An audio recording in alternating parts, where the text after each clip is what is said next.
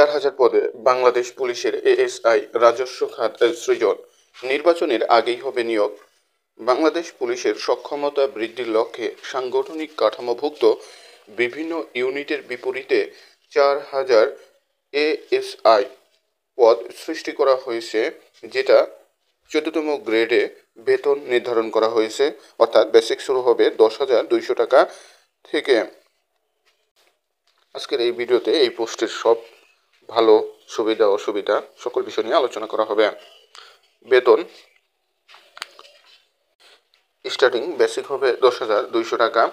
এছাড়াও এই বেতনের পাশাপাশি একজন এএসআই আরও কিছু সুবিধা প্রাপ্য হবেন, যেমন ঝুঁকি ভাতা, বিনামূল্যে পোশাক ভাতা, চিকিৎসার সুবিধা, স্বল্প মূল্যে রেশন, পদোন্নতি ও জাতিসংঘ শান্তিরক্ষা মিশনে যাওয়ার সুযোগ। এএসআই পদে সাধারণত দুইভাবে পদোন্নতি হয়, কনস্টেবল নায়ক থেকে পদোন্নতি, আরেকটা হলো সরাসরি নিয়োগ, যা ইতিমধ্যে সার্কুলার প্রকাশ করা হয়েছে। 4000 পদে সাম্প্রতিক সময়ে সরাসরি এএসআই পদে নিয়োগের উদ্যোগ নেওয়া হয়েছে, যেখানে কিছু সংখ্যক পদ অর্থাৎ 4000 পদ পূরণ করা হবে। পোস্টিং একজন এএসআইকে সাধারণত থানা বা অন্য কোনো পুলিশ ইউনিটে প্রদান করা হয়। পোস্টিংয়ের ক্ষেত্রে কর্তৃপক্ষের সিদ্ধান্তই চূড়ান্ত বলে বিবেচিত হবে। ট্রেনিং মৌলিক প্রশিক্ষণ সরাসরি নিয়োগপ্রাপ্ত এএসআইদের বাংলাদেশ পুলিশ একাডেমি সারদা, রাজশাহীতে মৌলিক প্রশিক্ষণে অংশ নিতে হয়। এই প্রশিক্ষণের নির্দিষ্ট সময়সীমা নিয়োগ বিজ্ঞপ্তিতে উল্লেখ থাকে।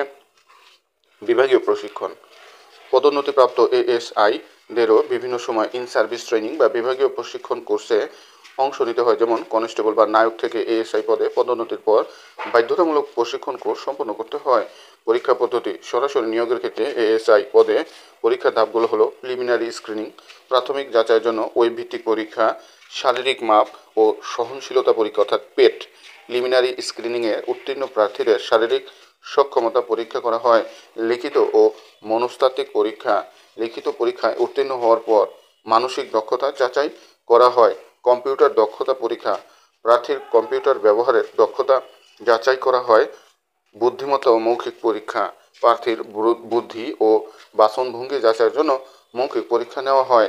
স্বাস্থ্য পরীক্ষা, চূড়ান্ত বাছাইয়ের আগে স্বাস্থ্য পরীক্ষা সম্পন্ন করা হয়। পুলিশ ভেরিফিকেশন, প্রার্থীর পূর্ববর্তী জীবন সম্পর্কে যাচাই বাছাই করা হয়। মৌলিক প্রশিক্ষণের জন্য চূড়ান্ত মনোনয়ন। উপরোক্ত ধাপগুলো পার হয়ে একজন পুলিশ চূড়ান্তভাবে নিয়োগ দেওয়া হয়।